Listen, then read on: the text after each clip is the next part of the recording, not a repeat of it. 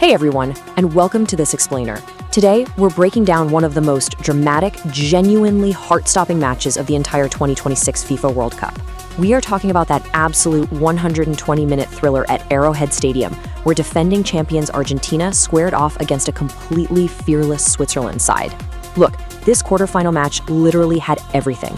We're talking a blistering start, a stunning equalizer, a red card controversy that basically rewrote the rulebook on football drama, and a golden boot storyline hanging over every single touch. So whether you've been following the tournament religiously, or you just want to understand how this instant classic unfolded, you are absolutely in the right place.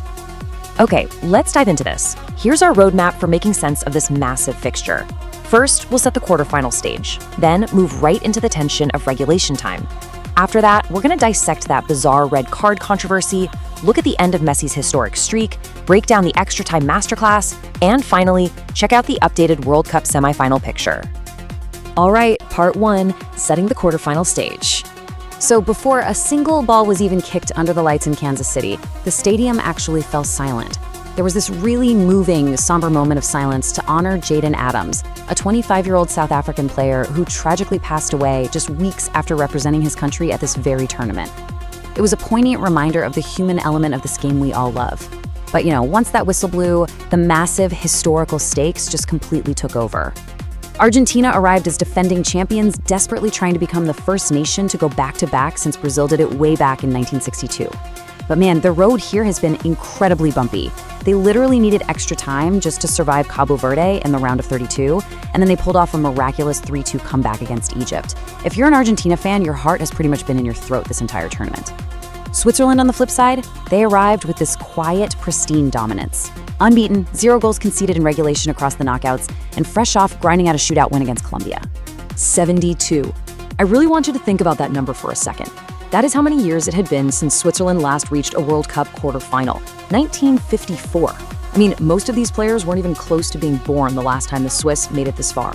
And they were doing this as massive underdogs, especially because their 20-year-old breakout star Johan Manzambi had just been ruled out with a knee injury. So the empathy for the Swiss squad was just off the charts. They were disciplined, they were stoic, and they were clearly ready for a fight. Moving on to part two, regulation, goals and tension. Right from the jump, the tactical chess match got blown wide open. Let's walk through how this unfolded, starting in just the 9th minute. Argentina wastes absolutely 0 time. Lionel Messi swings in a corner from the left. Alexis Mac Allister rises up and just powers a header past the Swiss keeper, Gregor Kobel. Boom. Just like that, 1-0 Argentina. It was their earliest goal of the whole tournament. But here's the thing. Instead of crumbling, Switzerland showed incredible patience. They absorbed the blow, kept their shape, and just started dictating the possession. And that patient approach totally paid off in the 67th minute. Ricardo Rodriguez slips this brilliant pass right behind the Argentine backline, finds Dan Ndoye, and he calmly rolls it under Emiliano Martínez to equalize. The tension in Arrowhead was unbelievable. Suddenly, the defending champs are on the ropes again. Which brings us to part three, the red card controversy. Okay, we need to slow the pace down significantly here, because shortly after that equalizer, we witnessed arguably the most bizarre refereeing sequence of the entire tournament. Let's forensically break this down. Step 1. There's a collision between Switzerland's captain Breel Embolo and Argentina's Leandro Paredes. The ref, João Panejo, blows his whistle and gives a yellow card to Paredes. But wait. Step 2. Because a yellow card in that specific situation is highly consequential, it triggers an automatic VAR review. Step 3. The referee goes over to the monitor and sees something extraordinary. Paredes literally never touched Embolo. Embolo had actually started falling before any contact was even made. So the ref reverses the call entirely. He takes the yellow away from Paredes, gives it to Embolo. And because Embolo already had a yellow from the first half, he is immediately shown a red card. He was sent off for simulation, basically deceiving the referee by faking or exaggerating contact to win a foul. Embolo left the pitch in absolute tears, just completely devastated. And you guys, you have to appreciate the layered irony here. If the referee hadn't made the initial mistaken call against Paredes in the first place, VAR likely never would have been triggered, and Embolo's dive might have gone completely unpunished. It's wild. Historically, this is incredibly rare. This was only the 4th time in World Cup history that a player saw second yellow specifically for simulation, and the very first time since Ghana's Asamoah Gyan way back in 2006. All right, let's look at part 4. Messi's historic streak ends. So with Switzerland suddenly down to 10 men, all eyes immediately turn to the 39-year-old captain, Lionel Messi. Coming into this match, coach Lionel Scaloni had been heavily praising Messi's physical conditioning, and for good reason. A monumental streak was on the line here, 9.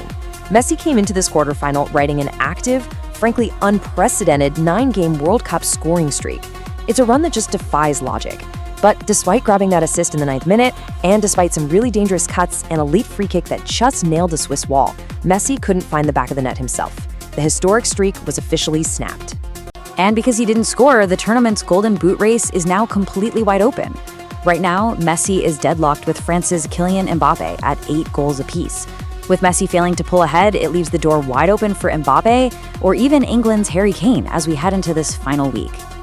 Jumping into part 5, Extra Time Masterclass. So, 90 minutes are up, we are deadlocked at 1-1, and we head into extra time. Switzerland, playing a man down, put on an absolute defensive clinic. They set up this brilliantly disciplined, compact block that Argentina just could not penetrate for the longest time. Look, when a team is defending that well collectively with 10 men, you can't always rely on standard build-up play. You need magic. And that is exactly what Julián Álvarez provided. In the 112th minute, he receives the ball at the top of the box, doesn't even look for a pass, and just curls this genuinely spectacular dipping shot right into the top corner. A moment of pure, unadulterated individual brilliance that finally shattered that Swiss wall. And that 112th minute strike changed everything. It forced the exhausted 10-man Swiss team to abandon their block and take a desperate gamble, pushing forward for an equalizer. But that gamble left acres of space at the back. In the dying seconds of stoppage time, with fans absolutely losing their minds, Thiago Almada leads this rapid Argentine counterattack.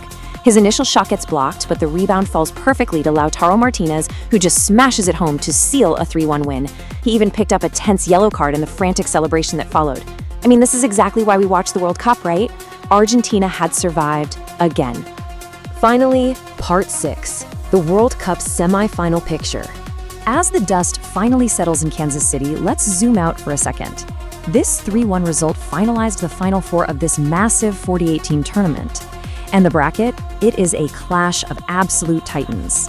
On one side, we've got France taking on Spain in Arlington, Texas, 2 European heavyweights. On the other side, it's England versus Argentina in Atlanta.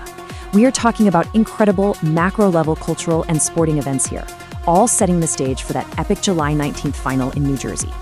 Which leaves us with this final burning question. Will Argentina actually repeat, or will a new champion be crowned? Argentina has relied on late-game heroics, individual brilliance, and they've survived by the skin of their teeth to get to this point. Now they have to face Thomas Tuchel's highly disciplined, ambitious England side. Can Messi, even with his incredible scoring streak snapped, rally his team to that elusive back-to-back championship we haven't seen since '62, or has this brutal run finally left them just too vulnerable? Thank you so much for joining me for this explainer. The Final Four waits, and honestly, the drama is only just beginning.